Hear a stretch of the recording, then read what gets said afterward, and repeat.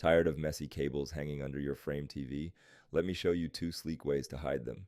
There are two methods I want to show you.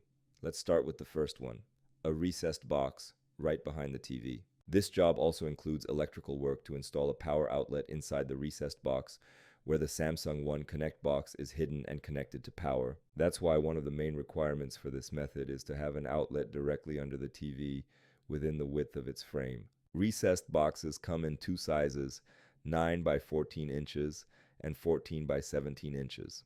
The smaller one only fits the One Connect box and nothing else.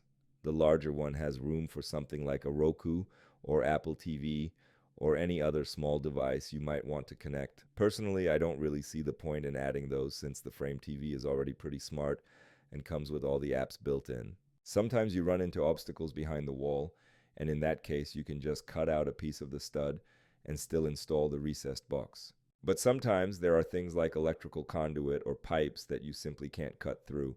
In that case, you'll need to go with the second method, which I'll show you a little later. The recessed box method also means you don't need a media console under the TV to hide any cables.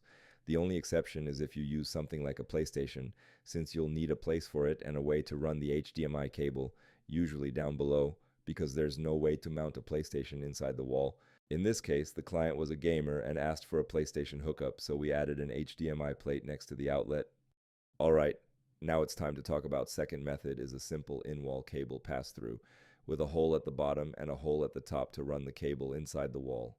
It's often not just drywall, but plaster with wooden laths, which makes drilling much harder. On top of that, finding studs in this kind of wall is extremely difficult, so this job is best left to a professional.